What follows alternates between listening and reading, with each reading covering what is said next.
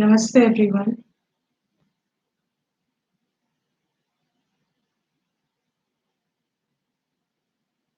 Can you hear?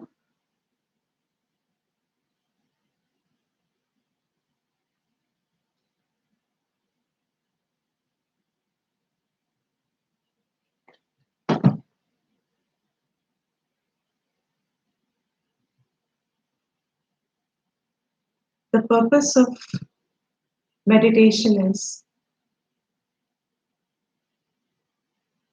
to be watchful of what is one's thoughts, what one entertains in the name of thinking. Most often, we just do it out of habit. We just do it because certain thoughts have become impressions, samskars, and they just repeat themselves. We have entertained thoughts and we continue to entertain thoughts without vigilance. It is certainly not possible to be vigilant all the time, but as often, as often and as much as we can, it is entirely our own responsibility to check our thoughts. Thoughts always surface because of sensory interactions. These sensory interactions are inevitable in the conduct of life. Therefore, to keep a measure on it, meditation becomes a very useful tool. Not only that, it becomes useful only and only if it is done regularly. And regularly actually also implies daily, just as much as eating and breathing are a daily breathing, of course, is every moment, but eating, sleeping, these are daily requisites. In the same way, meditation also becomes a tool only when it is done daily. One odd time, if one does it, there is a temporary benefit which will last for some time. But the real benefit of meditation comes after weeks of practice, daily or regular. If it's not possible daily, then it must be regular. Because meditation is a cumulative effect, it is something which builds with every practice.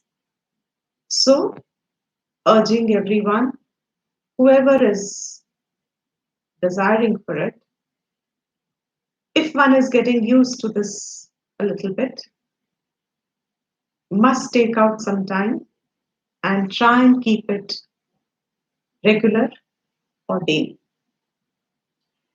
We'll start now. Our main purpose for first few sessions, and quite a few sessions it may be, is only going to be emphasizing on relaxation until one has discovered immediate relaxation at will. The practice is going to continue. We will not move on to the next level of practice, next stage of practice. So, take a posture that is comfortable to you. If you are sitting on the floor on a firm asana, Sukhasana, Padmasana, or if you are sitting wherever you are comfortable, cross-legged on a sofa which should not be soft, or on a firm mattress, cross-legged, with a fair broad base, spine straight and erect, your neck straight and erect. If you're sitting on a chair, you can't cross-leg. Your feet should be on the floor, parallel to each other, as a result of which the knees fall apart a bit. They fall outside a little. They fall like that. So your feet like this, the knees will be a little apart from each other, this way, which is its natural state.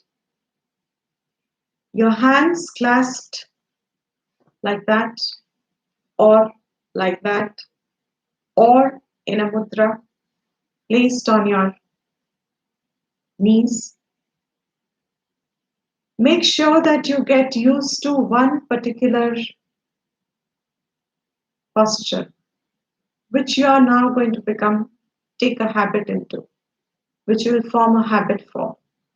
So, whether it is mudra with your hands, or it is clasping, or just keeping them open like that, up to you, but it should remain steady, is the only main concern. Wherever you find your mind centering better, you can take that posture. Keep this posture. Gently close your eyes, not too tight, not squeezing. Just let the eyelids fall.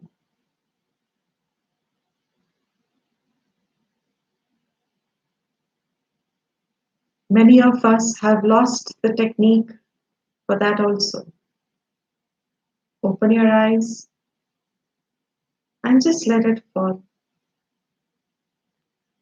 Do this a couple of times. Open your eyes, let them fall gently.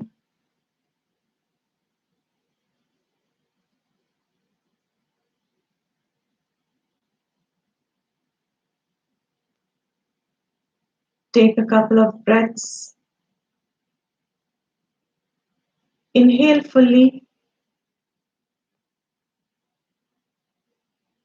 from the nose. Exhale from the mouth.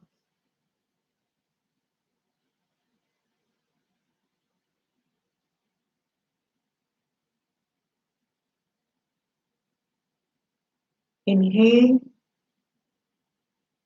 exhale.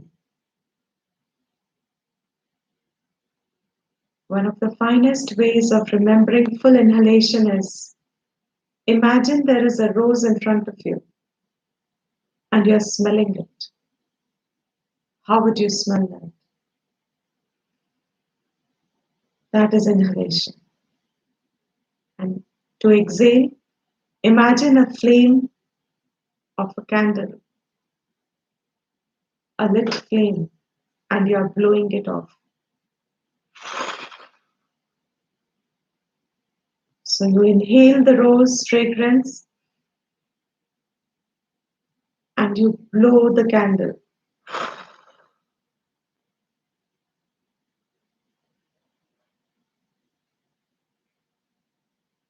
Inhale, exhale.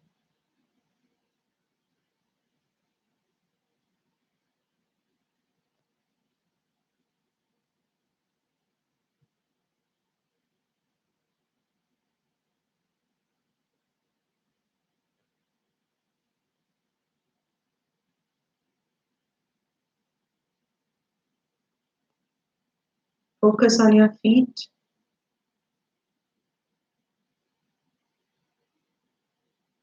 Visualizing them,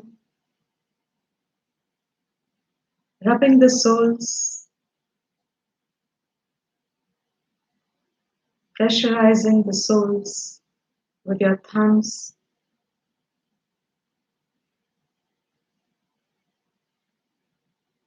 rubbing them again, Wriggle your toes and leave it in a comfortable position where you're not holding it.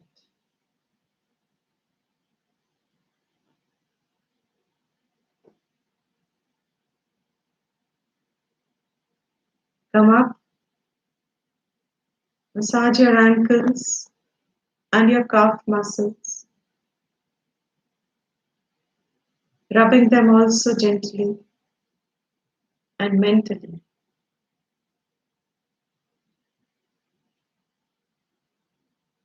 Your knees,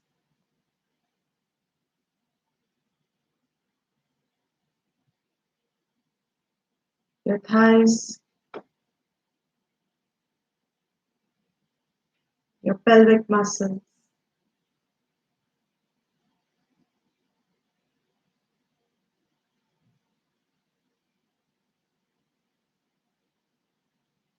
Come up the base of your spine. Visualize the lowest point of it.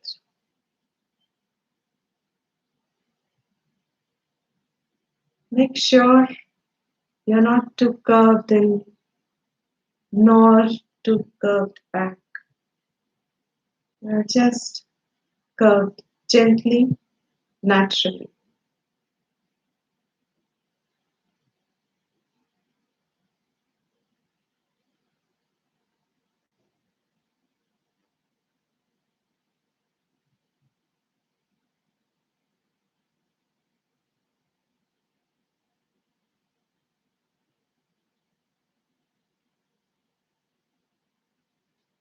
Come up the spine, rubbing it upwards.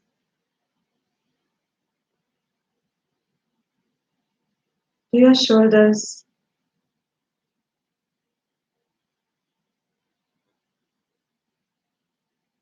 massaging them.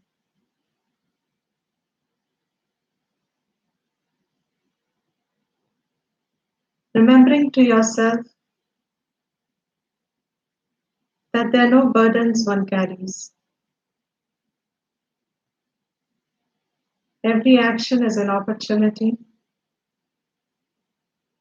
to do one's duties to our best capacity.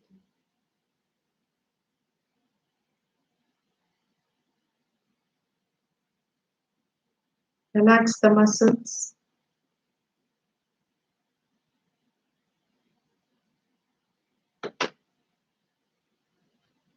Come up to your face.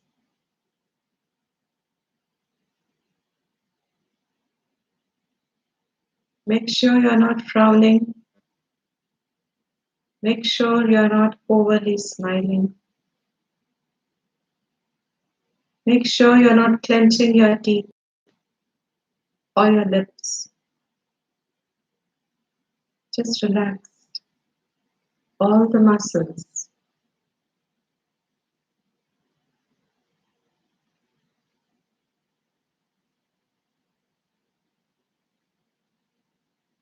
Your eyes closed. Watch the grayness, the darkness.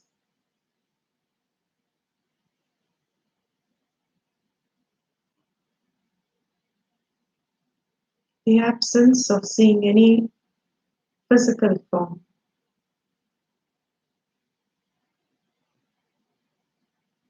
And yet mentally you can pick up a world.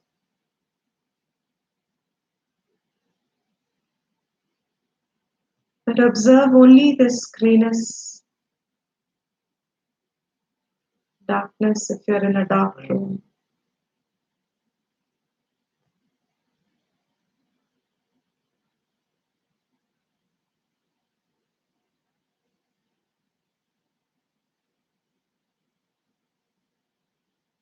You may watch your pupils.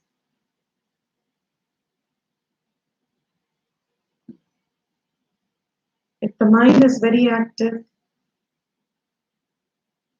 pupils are also very active.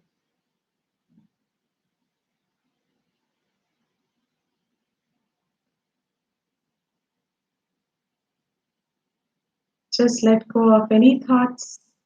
If you're holding anything, if they're involuntarily coming, let them come and go.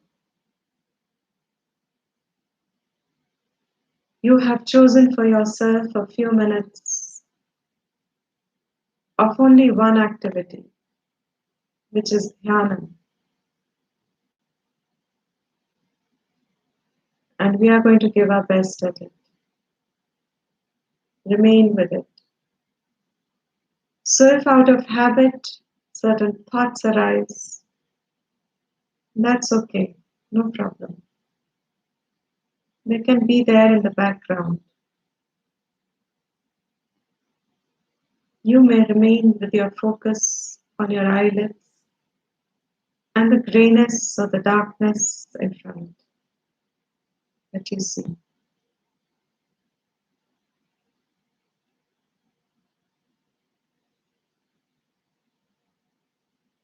If you observe the movement of your eyelids, pupils, take a few more deep breaths once again. Inhale the rose, blow the candle. Inhale the rose, blow the candle. Inhale the rose, blow the candle.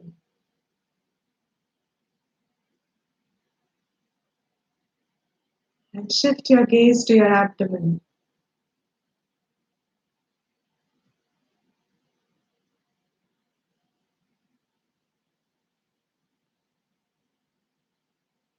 Watch it rise and fall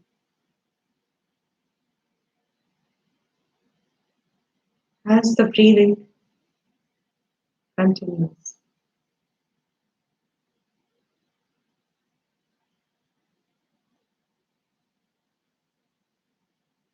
Abdominal breathing, many people have lost,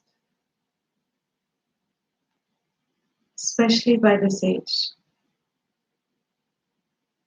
Younger you are, easier it is to pick it up.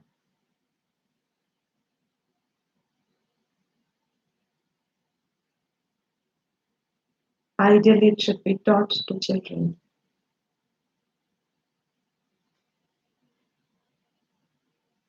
When you breathe in, your abdomen expands because your diaphragm goes down. And when you exhale, your stomach comes in, your diaphragm goes up, which expels the air out from the lungs.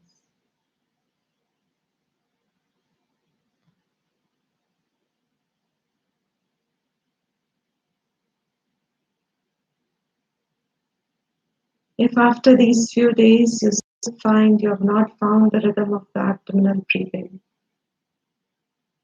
it will be best to practice this in lying position, supine lying, lying on your back. You may do shavasana later sometime. And in that, you can practice abdominal breathing. For now, just focus on the rising and the falling of your abdomen and synchronize it with breathing in and breathing out.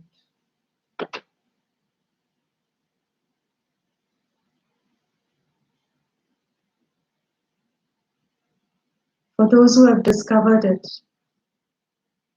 enjoy this process. And the more you are becoming natural at it,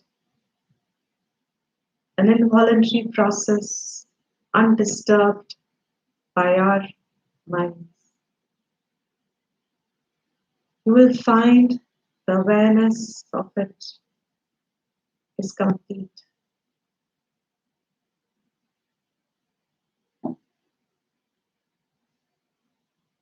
The entire process of breathing, involuntary, full breathing, falls in your awareness. You're merely conscious of it if you're not interrupting it.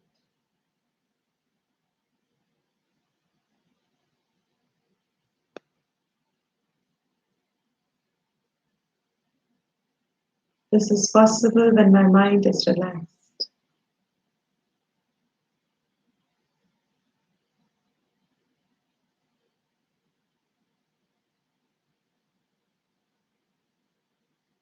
I will keep giving some moments of silence in between so that you are able to enjoy it or practice the rhythm.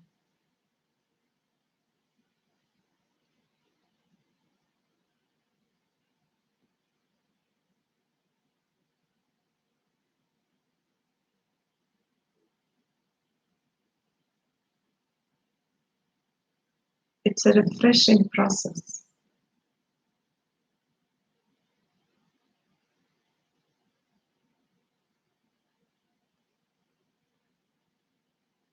Letting the body be with its natural element.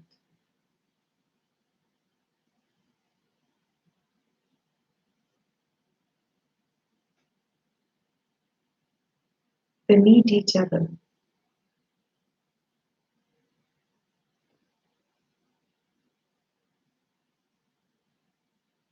The air outside only has a passage through the nose and the mouth sometimes, but ideally should be from the nose. This air outside is our benefactor, but it can only be beneficial if it is not interrupted by my mind and the stress or a wrong habit that one has developed of breathing.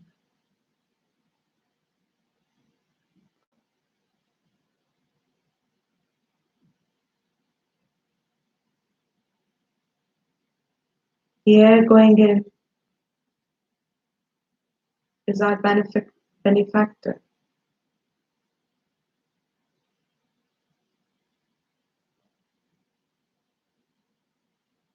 Whatever is essential, the body is equipped to filter it.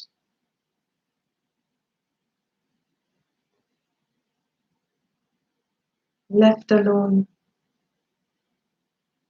we did not need external filters.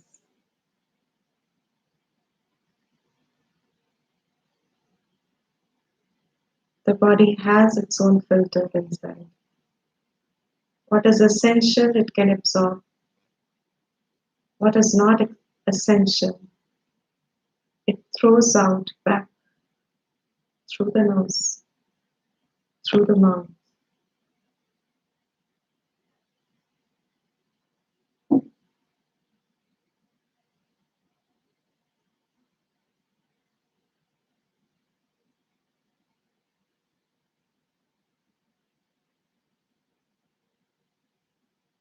There are millions of air sacs inside which are our filters.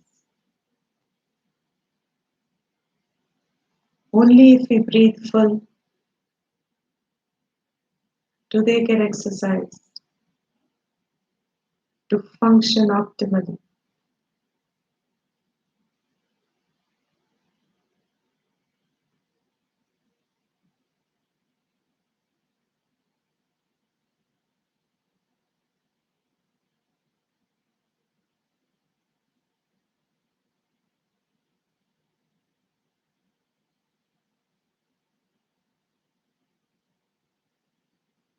Remain an observer of this process.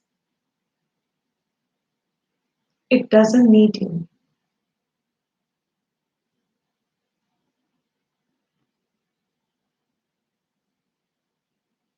All it needs from you is not to interrupt it.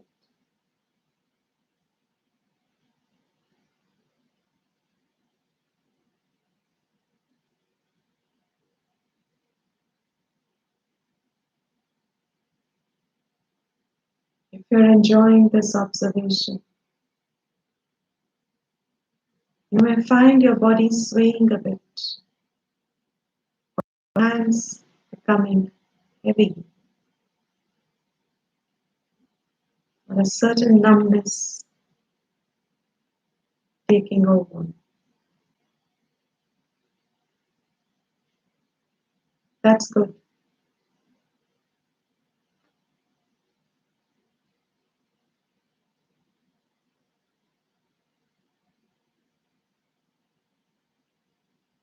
We are constrained in our time, but if you get into the habit of it,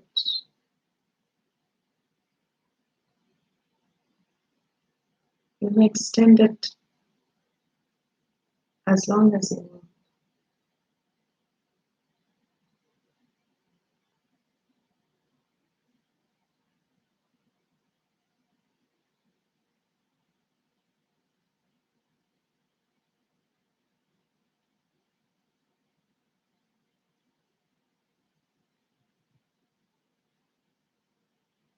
By now, you will find a very passive state of deep breathing, which is almost involuntary. Why almost? It is involuntary.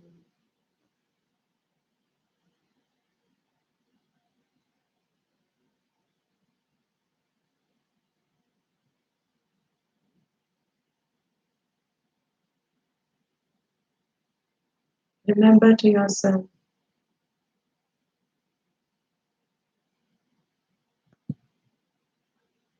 this breath is what is called your life.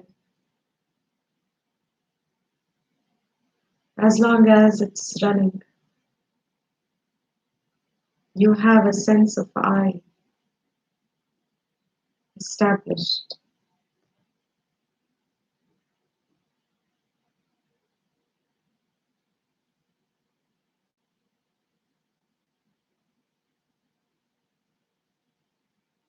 Determining your own value of I depends on you.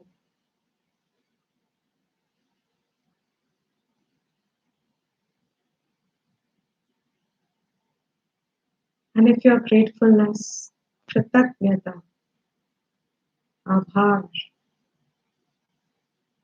has surfaced enough, you may even cry. That's okay. The tears can roll because it is precious and it is a precious recognition. Something which gets covered in our wrong habits and misdirected lifestyles.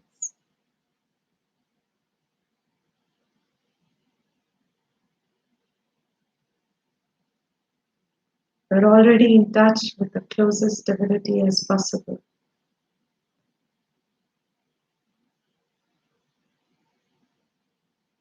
To discover its nature is entirely another process.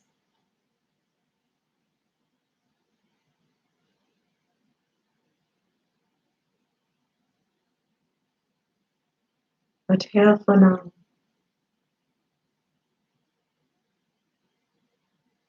unrecognized even if it is,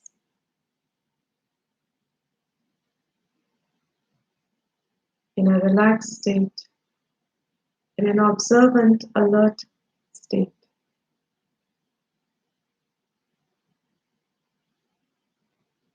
aware of the gifts which have come together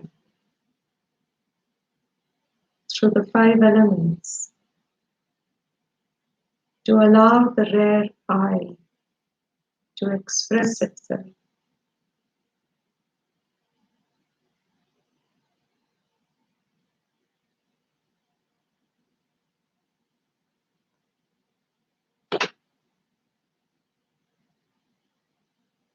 bring to your mind visualization of your own Ishtadeva.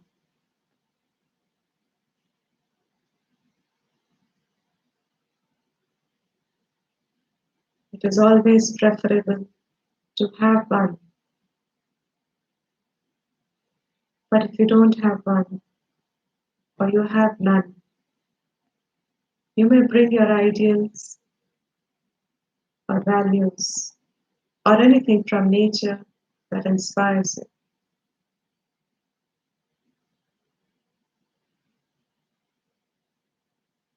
Offering your namaskar, pranam,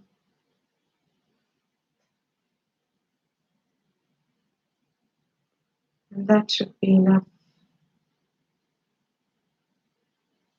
But if one needs it, one can ask for blessings for the health and welfare of one's family and friends, and their family and their friends, and their family and their friends, and let the ripple spread.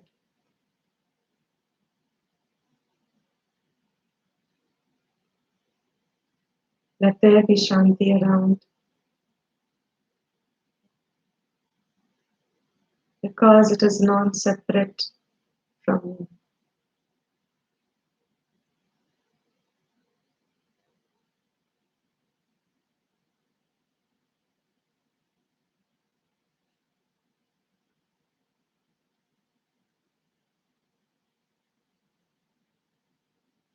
Allowing your Ishtadeva to return back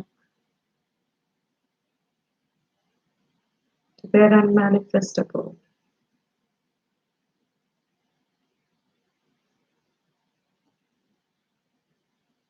I will chant Om once to conclude it.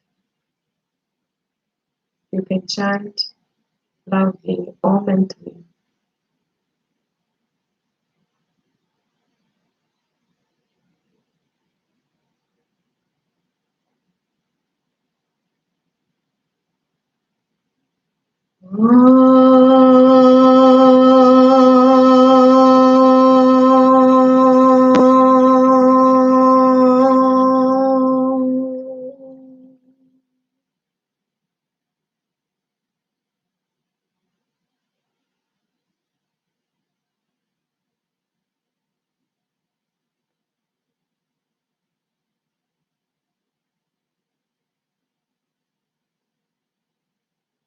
Whenever you are ready,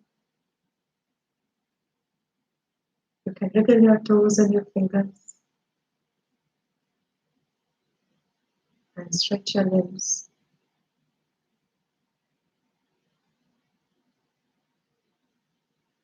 and open your eyes.